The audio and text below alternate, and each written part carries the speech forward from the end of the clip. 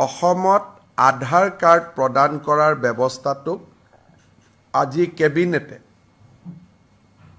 খুব কঠোৰ কটকটীয়া কৰাৰ বাবে সিদ্ধান্ত গ্ৰহণ কৰিছে। নমস্কাৰ, ইনফৰটেইনমেণ্ট স্কোৱাৰলৈ মই প্ৰণৱে আপোনাক স্বাগতম জনাইছো। আপোনালোকে সকলোৱে গম পাইছে যে ৰাজ্য চৰকাৰে অৰ্থাৎ আমাৰ অসম চৰকাৰে কি কৰিছে যে এই যেটো আধাৰ কাৰ্ড আছিলে আধাৰ কাৰ্ডৰ ক্ষেত্ৰত এটা নতুন নিয়ম এতিয়া বান্ধি দিছে। ঠিক আছে, ৰাজ্যৰ কেবিনেটে এই ক্ষেত্ৰত ঘোষণা কৰিছে। ৰাজ্যৰ মুখ্যমন্ত্ৰী হিমন্ত বিশ্ব শৰ্মাদেৱে ঘোষণা কৰিছে যে এতিয়াৰে পৰা আপোনালোকে যদিহে আধাৰ কাৰ্ডৰ কাৰণে এপ্লাই কৰে তেতিয়া আপোনালোকে কি হ'ব, আপোনালোকে এটা নতুন প্ৰসেস কৰিব লাগিব। সেইটো হৈছে কি আপোনাৰ আধাৰ কাৰ্ড এপ্লাই কৰাৰ সময়ত আপোনাৰ এনআৰসি খন বাধ্যতামূলক হ'ব। ঠিক আছে, ৰাষ্ট্ৰীয় নাগৰিক পঞ্জী যি আপোনাৰ এনআৰসি আছে, এনআৰসিৰ কপিটো আপোনাৰ এটা বাধ্যতামূলক হ'ব। এটো কি কৰিছে, আগতে কি আছিল যে UIDAI ওয়েবসাইটৰ থ্ৰুৱেদি, আৰু এইটো UIDAI টো আছিল কেন্দ্ৰীয় চৰকাৰৰ অধীনত আছিল। ঠিক আছে, কেন্দ্ৰীয় চৰকাৰে দিয়ে। আৰু এতিয়া কি কৰিছে, এটা নতুন নিয়ম কৰিছে অসম চৰকাৰে ৰাজ্যখনৰ ক্ষেত্ৰত অনুপ্ৰৱেশকাৰী সমস্যা ৰোধ কৰাৰ কাৰণে বুলি কৈছে ৰাজ্যৰ মুখ্যমন্ত্ৰী হিমন্ত বিশ্ব শৰ্মাদেৱে তেওঁৰ বক্তব্যত যে যদিহে আপোনালোকে এনআৰসি খন দিব নোৱাৰে তেতিয়া আপোনাৰ কি হ'ব, আপোনাৰ এটা নাগৰিকপঞ্জীৰ যেটো আপোনাৰ প্ৰমাণ, সেই প্ৰমাণটো তেতিয়া কি কৰিব লাগিব, কেন্দ্ৰীয় চৰকাৰে উচ্চতম ন্যায়ালয়ত এটো আপোনাৰ প্ৰমাণ কৰিব লাগিব। যদিহে আপোনাৰ নাগৰিকত্বটো সঁচা হয় তেতিয়াহে আপোনালোকে আধাৰ কাৰ্ডটো পাব। ইয়াৰ কাৰণে কি কৰিছে যে ৰাজ্যসমূহত এতিয়া প্ৰতিখন জিলাই অৰ্থাৎ অসমৰ যিসমূহ জিলা আছে প্ৰত্যেকখন জিলাতে এটা আয়োগ গঠন কৰি দিব। ইয়াতে আপোনাৰ জিলা আয়ুক্তই চাব আৰু আপোনাৰ যেটো এৰিয়া অৰ্থাৎ আপোনাৰ এলেকাত যিজন সাৰ্কুল অফিচাৰ পৰে, সেই সাৰ্কুল অফিচাৰজনে আপোনাৰ এটা কি কৰিব, এই যেটো আপুনি আধাৰ কাৰ্ডৰ কাৰণে এপ্লাই কৰিব তাৰ পিছতে এটো কি কৰিব, তেওঁলোকে ভেৰিফিকেশন কৰিব। সাৰ্কুল অফিচাৰে এতিয়া আপোনাৰ এৰিয়াৰ, আপুনি যেটো এৰিয়াৰ পৰা আধাৰ কাৰ্ডখন এপ্লাই কৰিব এটো সাৰ্কুল অফিচাৰে ভেৰিফিকেশন কৰিব। তাৰ পিছত ষ্টেট পৰ্টেলত যাব, ষ্টেট পৰ্টেলত যেটা ভেৰিফিকেশন হৈ যাব তাৰ পিছত আপোনালোকে আধাৰ কাৰ্ডখন পাব। আৰু তাৰ কাৰণে আপোনাৰ এনআৰসি খন থাকিব লাগিব। যদিহে আপোনালোকে নতুনকে আধাৰ কাৰ্ড এপ্লাই কৰিম বুলি ভাবিছে, গতিকে আপোনালোকে তেতিয়া এপ্লাই কৰিবলৈ যোৱাৰ সময়তে আপোনালোকে আপোনাৰ লগত এনআৰসি খন লৈ যাওক। আৰু যদিহে এনআৰসি খন নাই, সেই ক্ষেত্ৰত আপোনালোকক যিসমূহ চৰকাৰৰ যিসমূহ নিয়ম বান্ধি দিছে, চৰকাৰে যিসমূহ নিয়ম বান্ধি অৰ্থাৎ কেন্দ্ৰীয় চৰকাৰৰ পৰা আপোনাৰ উচ্চতম ন্যায়ালয়ৰ এই আপোনাৰ যেটো নাগৰিক পঞ্জী এটা বহু দীঘলীয়া এটা প্ৰসেস হ'ব। গতিকে আপোনালোকে এপ্লাই কৰিবলৈ যাওঁতে আপোনালোকৰ লগত এনআৰসি খন আপোনালোকে মাষ্ট বি লগত লৈ যাওক। তেতিয়া আপোনালোকে এনেকুৱা ধৰণৰ সমস্যাসমূহৰ সন্মুখীন হ'বলগীয়া নহয়। আৰু এই ক্ষেত্ৰত কি নতুন নিয়ম বান্ধিছে, কি নতুন নিয়ম কৰিছে, কেনেকৈ আপোনাৰ আধাৰ কাৰ্ডখন ভেৰিফিকেশন হ'ব, এই বিষয়ে ৰাজ্যৰ মুখ্যমন্ত্ৰী হিমন্ত বিশ্ব শৰ্মাদেৱে তেওঁৰ প্ৰতিক্ৰিয়া প্ৰকাশ কৰিছে। এতিয়া আমি চাওঁ আহক মুখ্যমন্ত্ৰী গৰাকীয়ে তেওঁৰ কি প্ৰতিক্ৰিয়া প্ৰকাশ কৰিছে। বাংলাদেশৰ পৰা অহা অনুপ্ৰৱেশকাৰী আমাৰ বাবে এটা চিন্তনীয় বিষয় হৈ আহিছে। আৰু তাৰ পৰিপ্ৰেক্ষিতত ৰাজ্যত সেকেন্ড লাইন ডিফেন্স হিচাপে অসম পুলিচে যি কাম কৰি আছে তাক আমি আৰু অধিক শক্তিশালী কৰি BSFৰ লগত এটা কোঅৰ্ডিনেশ্যন লৈ পেলাই বাংলাদেশৰ পৰা যাতে অনুপ্ৰৱেশকাৰী ভাৰতত সোমাব নোৱাৰে তাৰ কাৰণে আমি আৰু অধিক প্ৰচেষ্টা ল'ব বিচাৰিছো। আৰু এই শৃংখলাৰ এটা পৰ্যায় হিচাপে অসমত আধাৰ কাৰ্ড প্ৰদান কৰাৰ ব্যৱস্থাটোক আজি কেবিনেটে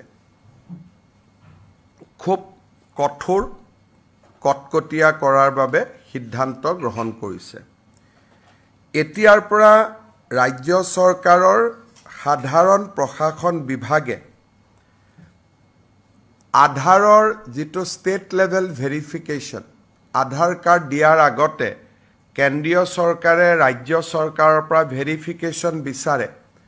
আৰু এই গোটেই প্ৰক্ৰিয়াটোক তদাৰকি কৰাৰ বাবে ৰাজ্যৰ সাধাৰণ প্ৰশাসন বিভাগক নোডেল ডিপাৰ্টমেণ্ট হিচাপে কেবিনেটে আজিৰ পৰা ঘোষণা কৰিছে। ইয়াৰ উপৰিও প্ৰত্যেকখন জিলা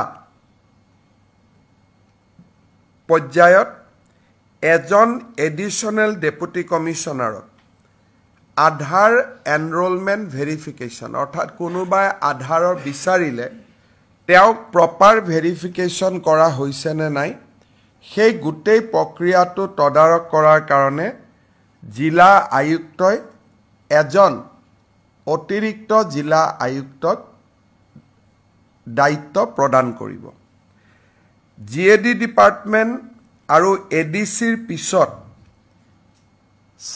আধাৰ দিয়াৰ আগতে ইনস্পেকশ্যনৰ বাবে আজিৰে পৰা ৰাজ্যৰ চক্ৰ বিষয়াসকল দায়বদ্ধ হ'ব যেতিয়া এখন এপ্লিকেশ্যন ইউডিআই অৰ্থাৎ যি আমাৰ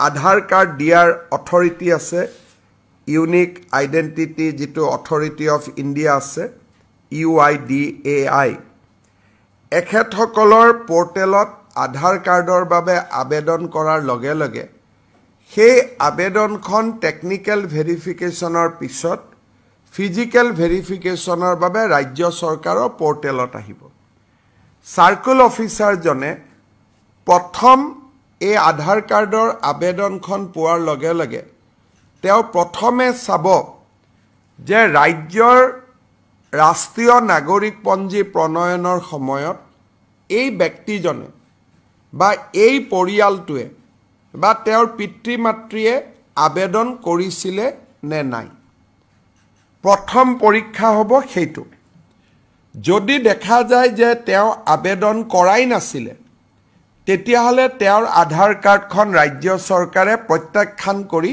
কেন্দ্ৰীয় চৰকাৰলৈকে প্ৰতিবেদন দিব আৰু যদি প্ৰমাণিত হয় যে নহয় তেখেতে এনআৰচিত নিজকে ভাৰতীয় নাগৰিক বুলি আবেদন কৰিছিলে তেতিয়া আমি নেক্সট ষ্টেজলৈকে যাম আৰু যিটো ফিল্ড ইনস্পেকশ্যনৰ ওপৰত উচ্চতম ন্যায়ালয়ৰ যি নিৰ্দেশ আছে সেই অনুসৰি তেওঁলোকক ফিল্ড ভেৰিফিকেশ্যন কৰি ভাৰতীয় নাগৰিক এখেত হয় এই ধৰণে সম্পূৰ্ণ প্ৰত্যায়িত হোৱাৰ পিছতহে তেখেতক আধাৰ কাৰ্ড দিয়া যাব অৱশ্যে যিবিলাক ভাৰত চৰকাৰৰ কৰ্মচাৰী বিভিন্ন কামত 2014 চনৰ পিছৰ পৰা অসমত আছে স্বাভাৱিকতে তেওঁলোক যেহেতু পশ্চিমবংগ গুজৰাট মহাৰাষ্ট্ৰৰ নাগৰিক অসমৰ এনআৰচিৰ বাবে আবেদন কৰা নাই তেওঁলোকৰ ক্ষেত্ৰত এই নিয়মটো নাহিব